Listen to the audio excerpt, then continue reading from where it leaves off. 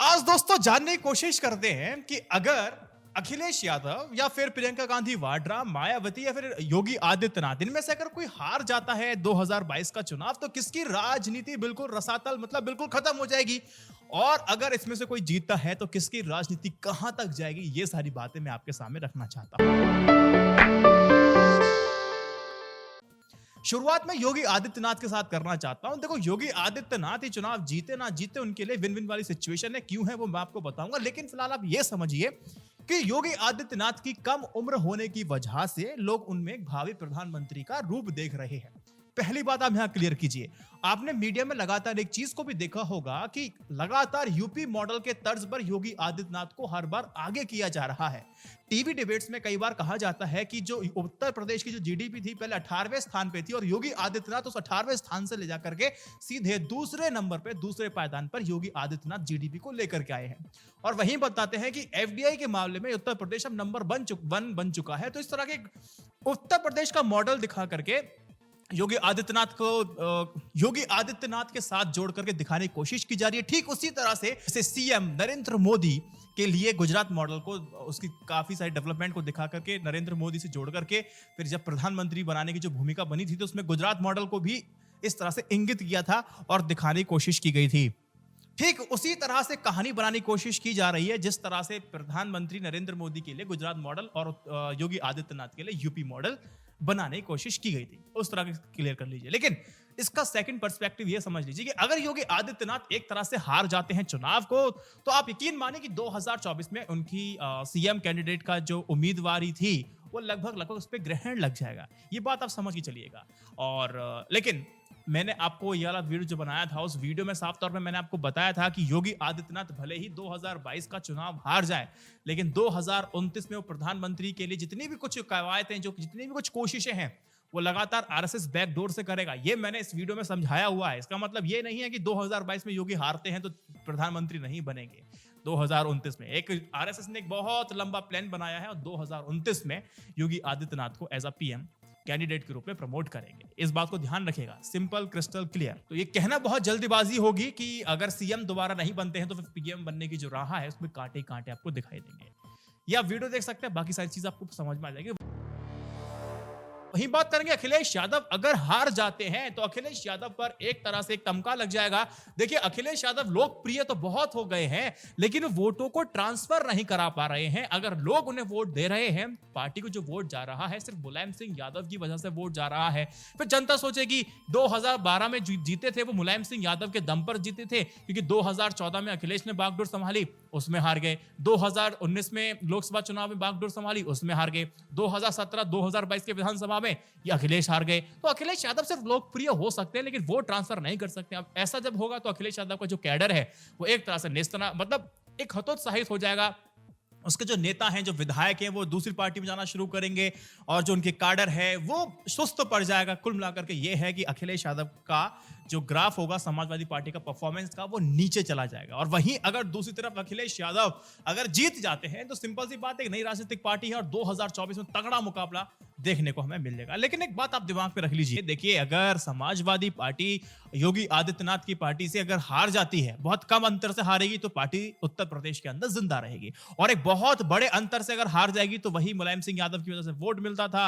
और अगर बहुत लंबे अंतर से हार रही है तो फिर लोग कहेंगे कि आप वोट ट्रांसफर नहीं करा पा रहे, वो सारी खिचड़ी पकना शुरू होगी और आपकी हालत जमीन पे खराब हो जाएगी। अगर आप जीत जाते हैं तो फिर यही होगा कि हाँ, मुलायम सिंह यादव ना होने की वजह से भी पार्टी को कोई नुकसान नहीं होगा, कि अखिलेश यादव ने अपना एक मजबूत व्यक्तित्व बना लिया है कि वो लोकप्रिय भी है और वोट को ट्रांसफर भी कर सकते हैं। ये संदेश बदल जाएगा अगर वो जीत जाते हैं तो। दोनों चीज मैंने आपको बता दिया। मायावती जी का 22% का वोट शेयर है, लेकिन सुनने बड़ा अजीब सा लगता है ना कि 22% होने के बाद भी सरकार के अंदर इनकी कोई सहभागिता होगी या नहीं होगी, सबको संशय इसके अंदर होने जा रहा है। और दूसरी बात, बड़ा अजीब भी लगता है कि 22% वोट शेयर लेने के बाद भी सरकार नहीं बना रही है। यह भी सुनने में थोड़ा सा अजीब लगता है। लेकिन मैं आपको बताऊं, मायावती अगर ये चुनाव नहीं जीतती है और अगर 50 सीट भी नहीं ला पाती तो आप यकीन मानेगा मायावती अपने आप में एक इतिहास बन जाएंगे। लेकिन अच्छी बात मायावती के लिए यह है कि अभी जो भी 3 फेज के चुनाव जो हुए हैं, तो मायावती का जो वोट है ना, वो नहीं कटा है। वो वोट समाजवादी पार्टी के पास भी नहीं गया और वो वोट चंद्रशेखर आजाद के पास भी नहीं गया। जो वोट है मायावती को, मायावती का मिल रहा है। लेकिन सवाल वही है, अगर आपकी सीटें नहीं आती हैं तो आने वाले वक्त में फिर आप इतिहास बन के रह जाएंगे 50 सीट से कम अगर आपकी आती है तो। आप दूसरी तरफ ये कहेंगे कि देखिए चंद्रशेखर आजाद तो हैं, तो क्या चंद्रशेखर आजाद मायावती का स्थान ले सकते हैं? बिल्कुल, मैं आपको एक बात बताने की कोशिश करता हूं कि मायावती ने चंद्रशेखर आजाद को अपनी पार्टी में सम्मिलित भी नहीं किया और ना ही उनको टिकट दिया और ना ही उनसे कहा कि आप बसपा से दूरी बना के रखिए। उनको पता है कि चंद्रशेखर आजाद जिस तरह की राजनीति कर रहे हैं, वो युवा हैं, पढ़े लिखे हैं, और जो युवा हैं, पढ़े लिखे हैं और युवा में उनकी अच्छी खासी पैठ है, तो कहीं ऐसा ना हो कि ऑटोमेटिकली जो अपने भतीजे को मायावती जी खड़ा करना चाह रही थी, ऑटोमेटिकली कहीं ऐसा ना हो कि चंद्रशेखर आजाद पार्टी के स्वतः सुप्रीमो बन जाए।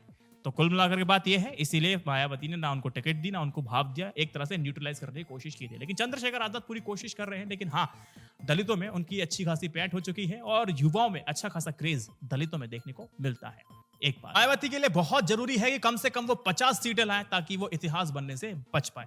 अब बात प्रियंका गांधी वाड्रा की करेंगे। देखो, प्रियंका गांधी वाड्रा एक तरह से कहा जाता था ना, आपने और हमने कई बार बात की भी इस विषय को लेकर के कि देखिए, अगर कांग्रेस को कोई अगर पुनर्जीवित कर सकता है तो राहुल गांधी की जगह प्रियंका गांधी वाड्रा को हम आगे पुश करेंगे और उनको पुश करने के बाद क्या होगा कि अच्छी खासी टक्कर कांग्रेस दे सकती है। और आप कह सकते हैं कि हाँ, उत्तर प्रदेश में अगर कैडर के अंदर जोश जो भरा है वो प्रियंका गांधी वाड्रा ने भरा है, क्योंकि उनकी राजनीति कुछ इस तरह की है, लड़की हूं, लड़ सकती हूं, और बहुत अच्छा उन्होंने कनेक्ट बनाने की कोशिश की, जनता के अंदर जोश लाके पैदा कर दिया और कुछ वोट शेयर भी हो सकता है कि बढ़ जाए। तो इस तरह की बातें उत्तर प्रदेश में चल रही है। अगर देखो, सिंपल सी बात यह है कि उत्तर प्रदेश में अगर सकारात्मक तरीके से अगर परिणाम आते हैं कांग्रेस के लिए, तो सिंपल सी बात है कि बहुत अच्छी बात होगी प्रियंका गांधी वाड्रा के राजनीतिक करियर के लिए। और अगर वोट अच्छे नहीं पड़ पाते हैं और 2-4 सीट पर ही कांग्रेस सिमट जाती है, तो दोस्त यकीन मानना कहने वाली बात होगी कि प्रियंका गांधी वाड्रा राहुल गांधी को अगर रिप्लेस करेंगी तो कुछ कांग्रेस का रिवाइव कर पाएगी। तो फिर ये बात बिल्कुल हल्के में कही जाने लगेगी और हल्के में लोग फिर लेने लगेंगे प्रियंका गांधी वाड्रा को। कुल मिलाकर के ये है कि 50 सीट अगर कांग्रेस लेकर के आ जाती है तो प्रियंका गांधी वाड्रा का जो कद है वो और ऊंचा होगा और पॉलिटिकल करियर के लिए बहुत बेहतरीन होने जा रहा है। फिलहाल हम देख सकते हैं स्थिति कांग्रेस की मजबूत हुई है, ये बात मैं मानता हूं। पहले हम लोग बात नहीं करते थे कांग्रेस की उत्तर प्रदेश के अंदर, लेकिन अगर आप देखेंगे तो वो भी चर्चा का विषय बन चुकी है कांग्रेस। और अगर सीट 50 से कम आती हैं या फिर 2, 4, 5, 10 के अंदर निपट जाती है, तो फिर आप ये नहीं कह सकेंगे कि प्रियंका गांधी वाड्रा अगर राहुल गांधी को रिप्लेस करेंगी तो कांग्रेस रिवाइव करेगी, है ना। ये डाटा उनके पक्ष में ना जाकर विपक्ष में ही जाएंगे। तो इस तरह से भी इस चीज को देखा जा सकता है।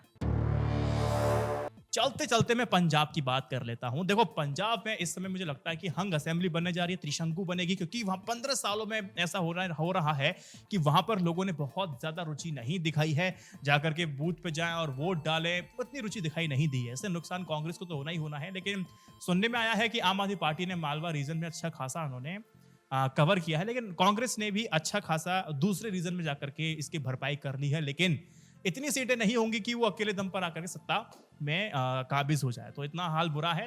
आम आदमी पार्टी के लिए एक अच्छी खासी खबर होगी कि उनकी पिछली बार से ज्यादा इस बार सीटें बढ़ने जा रही है। ये आम आदमी पार्टी को पता है। एक पॉइंट को बताना मैं भूल गया था कि देखिए, अगर उत्तर प्रदेश में मायावती हार जाती है, अखिलेश यादव हार जाते हैं, प्रियंका गांधी वाड्रा हार जाती है, और पंजाब में अगर आम आदमी पार्टी अच्छी खासी वापसी अगर कर लेती है, अगर सरकार बना ही लेती है, तो आप यकीन मानिएगा तो बीजेपी के लिए खतरे की घंटी तो होगी हुई। और साथ ही जो स्थानीय, जो क्षेत्रीय जो पार्टी है, ये 3 पार्टी जो मैंने आपको 2 पार्टी यानी बसपा और मायावती, यानी कि समाजवादी पार्टी और बहुजन समाजवादी पार्टी, इनके लिए आम आदमी पार्टी एक खतरा पैदा कर सकती है और कर ही देगी। वो दिल्ली का मॉडल विधानसभा चुनाव पंजाब में दिखाया, फिर पंजाब का वो हर जगह दिखाएगी। और अखिलेश यादव अगर हार जाते हैं तो फिर सिंपल सी बात यह है कि जिस तरह से विस्तार अरविंद केजरीवाल की पार्टी कर रही है, फिर वो कोशिश क्या करेगी उत्तर प्रदेश में आकर के एक मुख्य विपक्ष की भूमिका वो निभा सके, उसकी तैयारी करनी शुरू कर दी। कुल मिलाकर के ये समीकरण बन चुके हैं। अगर मैं कंक्लूड करूं सिंपल सा, ये योगी आदित्यनाथ अगर जीतते हैं और पंजाब में अगर आम आदमी पार्टी जीत जाती है, यकीन मानिएगा फिर विपक्ष की भूमिका में उत्तर प्रदेश में भी आपको आम आदमी पार्टी देखने को मिलेगी। That's it. इस वीडियो को 3 व्हाट्सएप ग्रुप पर शेयर कीजिएगा। जय Hind, Vande Mataram, stay updated, stay educated, सत्यमेव जयते। नमस्कार।